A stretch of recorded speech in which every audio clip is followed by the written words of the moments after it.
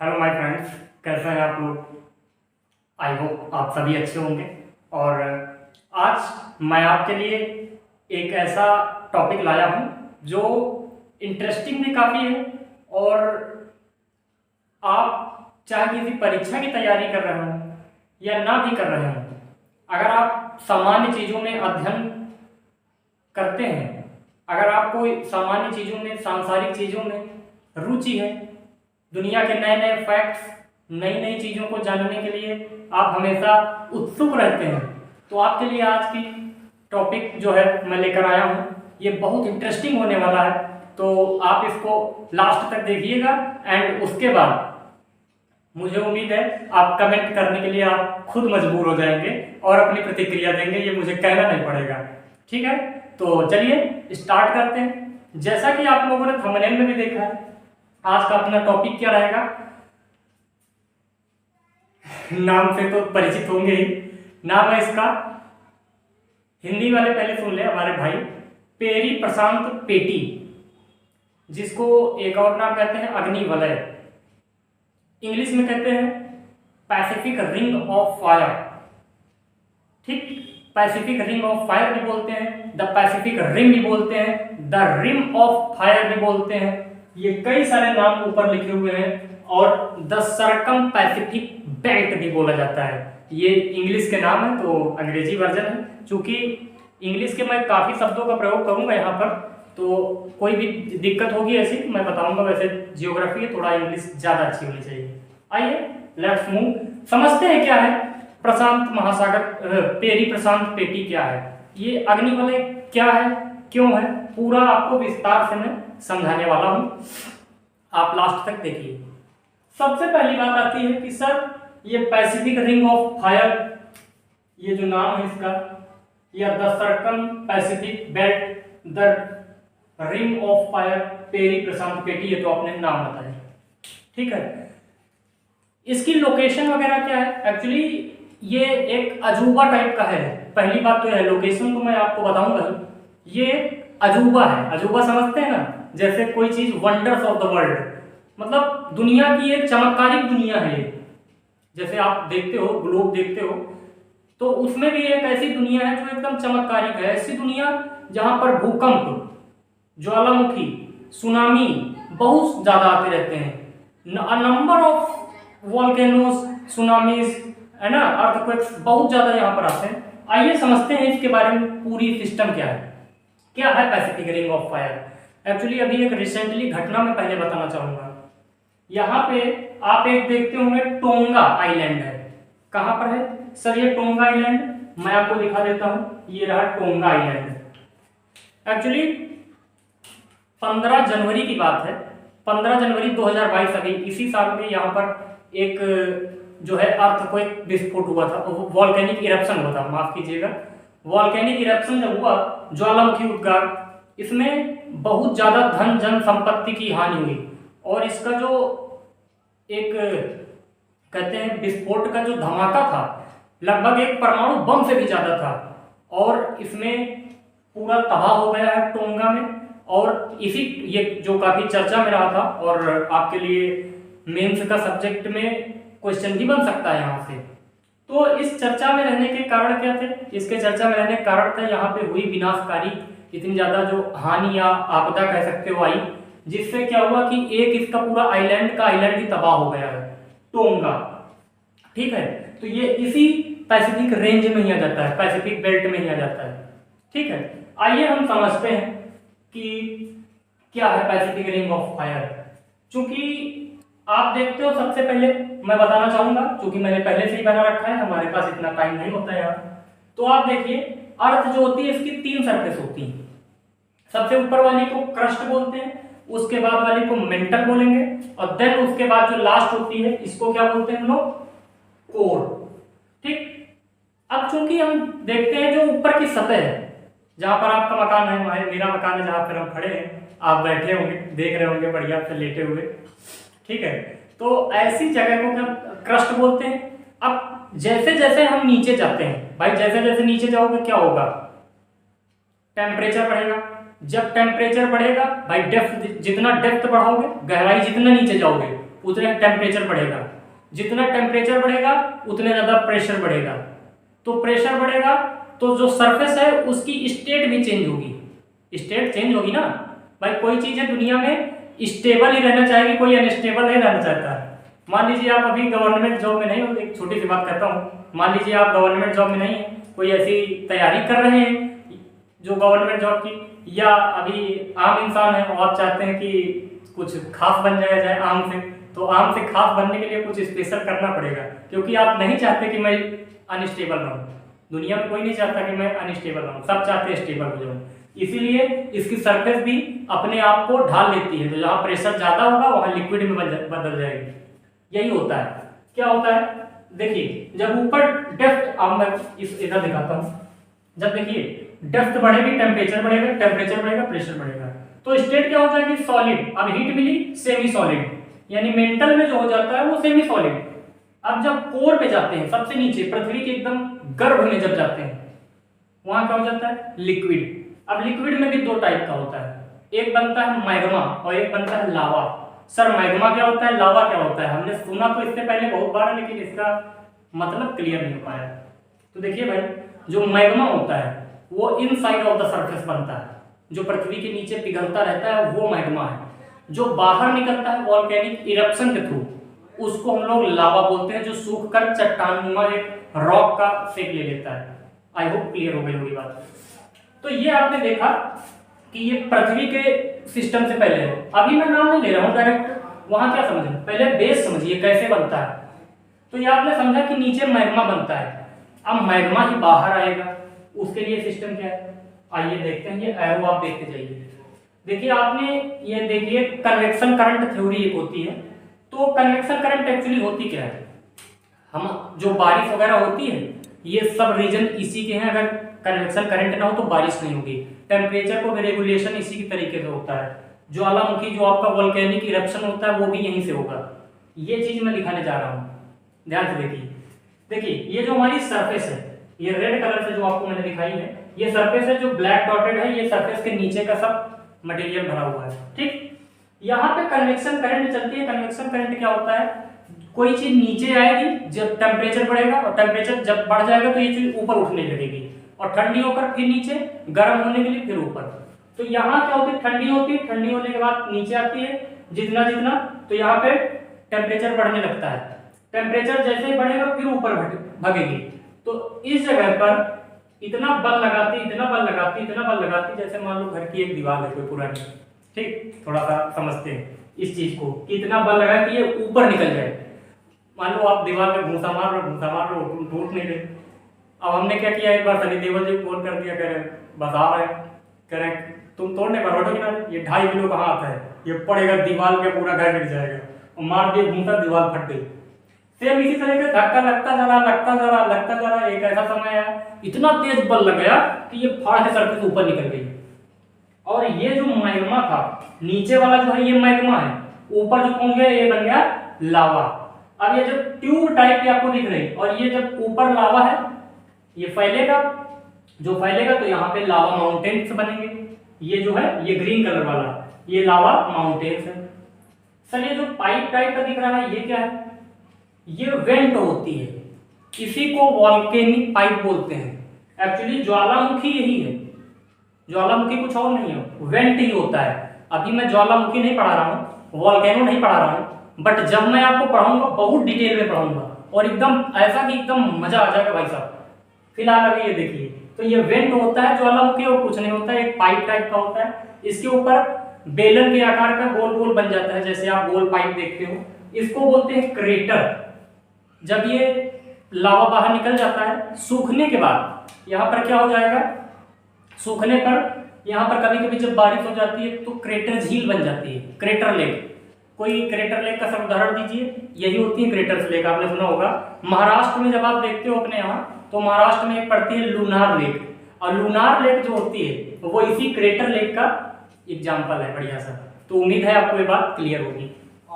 ठीक, आगे हम लोग चलते हैं। तो आगे समझते हैं कि आपका कन्वेक्शन करंट थ्योरी मैंने थोड़ा सा बता दी, ये भी बता दी। अब आती है बात, सर आपका वॉल्केनो और अर्थक्वेक आते कहां पर है? कहाँ पर आते हैं वॉल्केनो और अर्थक्वेक? तो मैं आपको इसके लिए दो रीजन बताऊंगा। सिर्फ दुनिया में दो ही जगह वॉल्केनो और अर्थक्वेक आएंगे। क्या होगा? पहली चीज तो होती है एक सबडक्शन जोन, ठीक। दूसरी चीज क्या होती है? Volcanic hotspot. बस दो ही जगह पर आते हैं और कहीं तीसरी जगह नहीं जहां पर वॉल्केनो या आपका अर्थक्वेक आए। सर ये सबडक्शन जोन और वॉल्केनिक हॉटस्पॉट क्या होता है, ये चीज हमें बता दीजिए। तो बस आप मुझे 2 मिनट का समय दीजिए, मैं इसको रख करके आपको क्लियर करता हूँ, ठीक। इसका स्क्रीनशॉट आप ले लीजिए एक बार, ताकि आपको ये न लगे कि ये भैया छूट गया हमारा। इसका स्क्रीनशॉट जरूर लीजिए, ठीक है। ले लिया होगा आपने।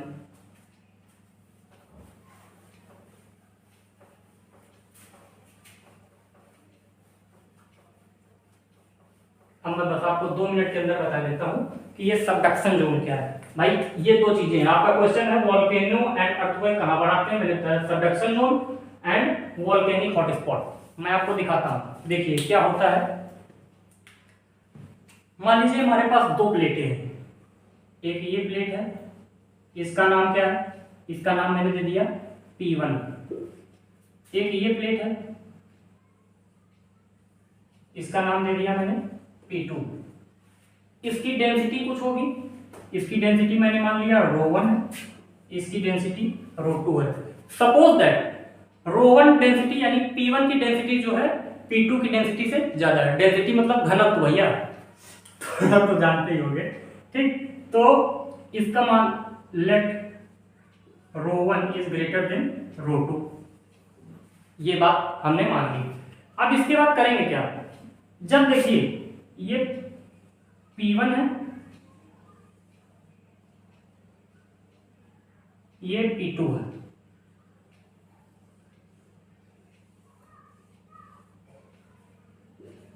P1 ρ1, P2 ρ2। अब जब इसकी डेंसिटी ज्यादा है तो भाई देखो, घर आप बनाते हो तो नींव मजबूत करते हो कि दीवार? आपका जाहिर से जवाब आएगा कि नींव मजबूत होती है, दीवार नहीं मजबूत करती है। जितना मजबूत होती है लेकिन नींव ज्यादा मजबूत होती है। कहते हैं नींव जब अच्छी रहती है तभी दीवार अच्छी रहती है। इसीलिए जिसकी डेंसिटी ज्यादा होगी, जो मजबूत ज्यादा होगा, वो नीचे आएगा, जो हल्का होगा वो खोपड़ी चढ़ जाएगा, ठीक। तो ऐसा ही होगा कि ये अगर जो चीज भारी है तो ये कुछ नीचे घुस जाएगी, नीचे धंसेगी यूं। जो चीज हल्की है वो क्या करेगी सर? तो वो सर आपका यूं उठेगी,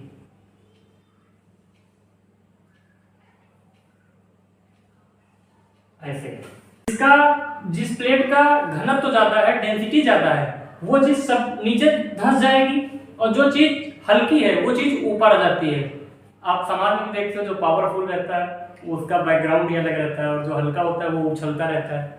सेम एज ये चीज है, तो मजबूत आदमी हमेशा नीचे रहेगा। अब ये चीज नीचे जो चीज सबडक्ट कर रही है, इसी जोन को हम एक नाम देते हैं, इसको नाम देते हैं सबडक्शन जोन।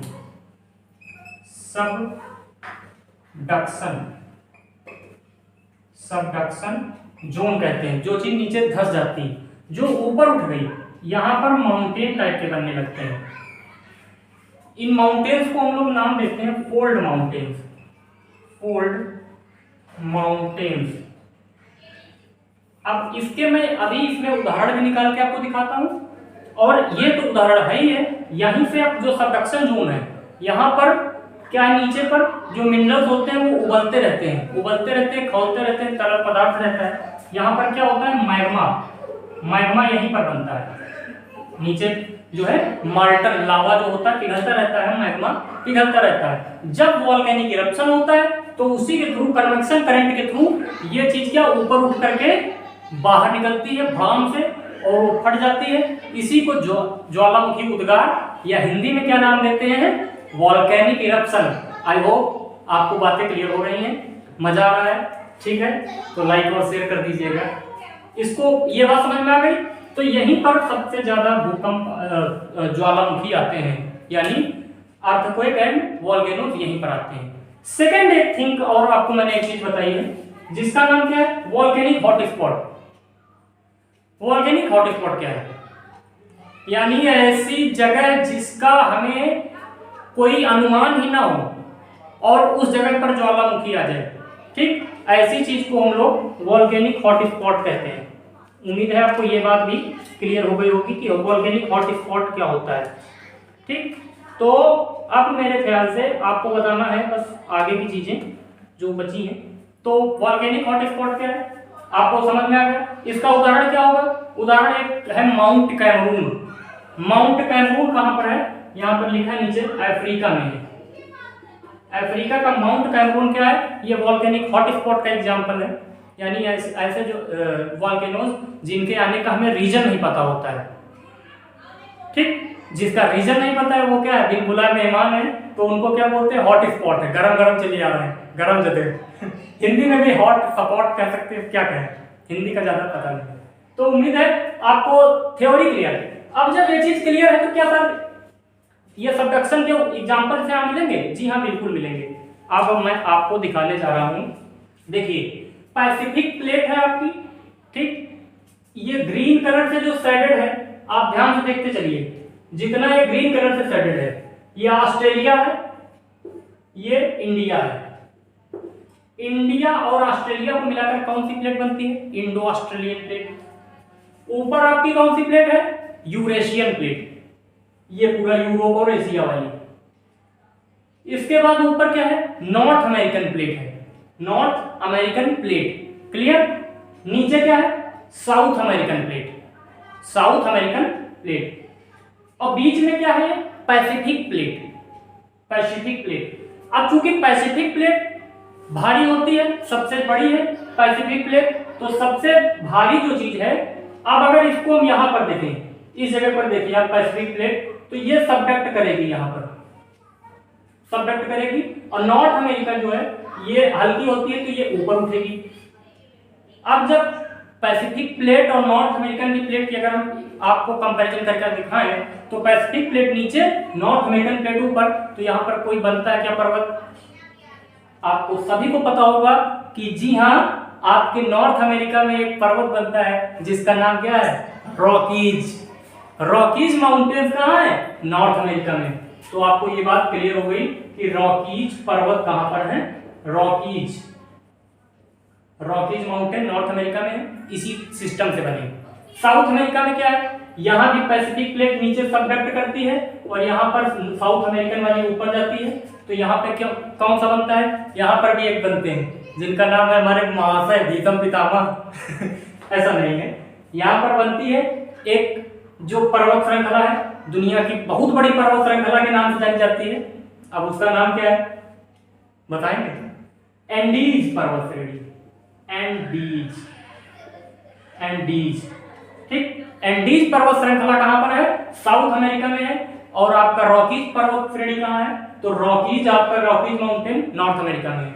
इसी के ये एग्जांपल्स होते हैं। आपको क्लियर हो गया बात, अब मेरी बात आपको क्लियर है।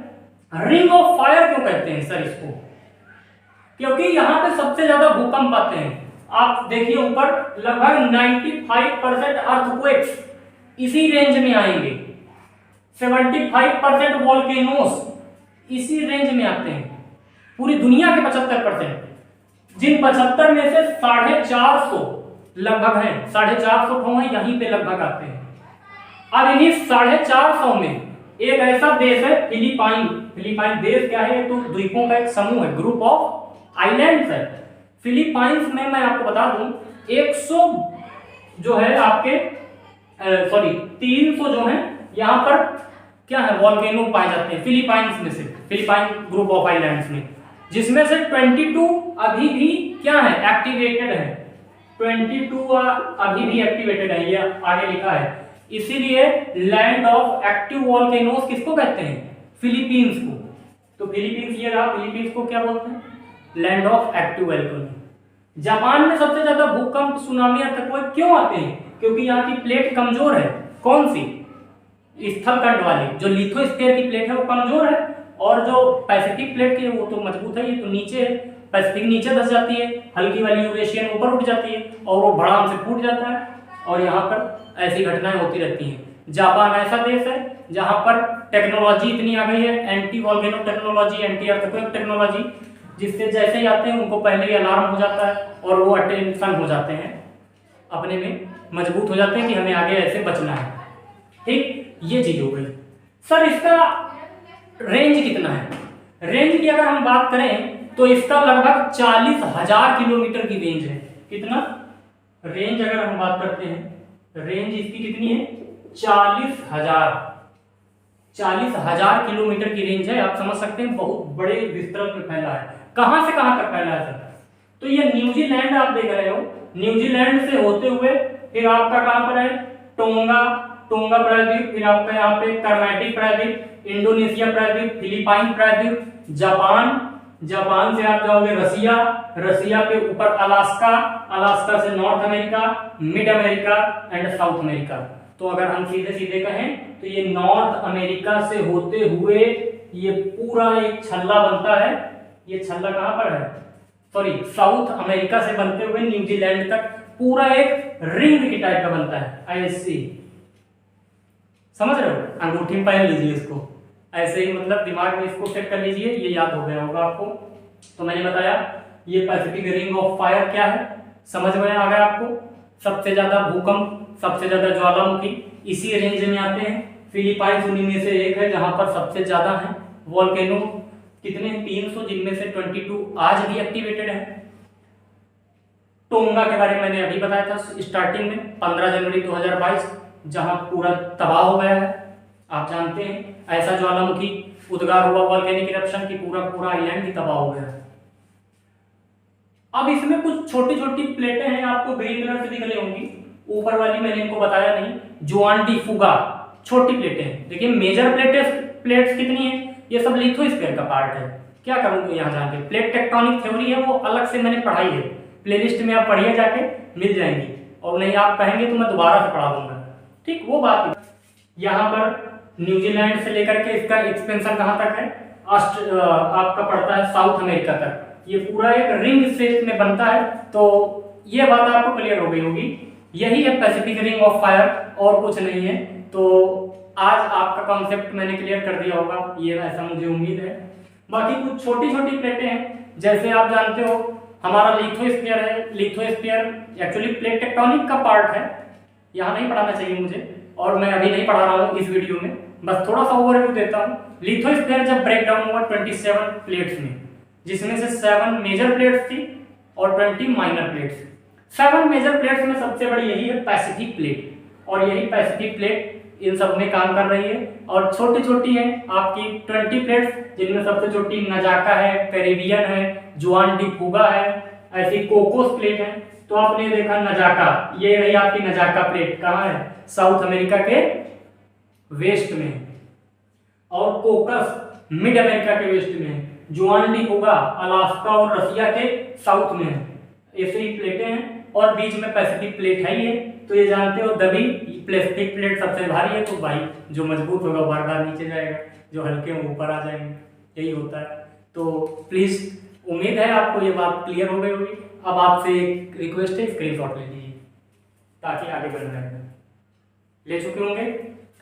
आई होप आपको ये मेरा एफर्ट अच्छा लगा होगा। जैसा भी लगा आप अपनी रिएक्शन, अपनी प्रतिक्रिया कमेंट बॉक्स में दीजिएगा। हम लोग आपके विचारों का स्वागत करते हैं, और अगला वीडियो टॉपिक ऑन डिमांड होगा, जैसा आप बताएंगे उस पर बन जाएगा। तो okay, please take care, have a nice day, thank you.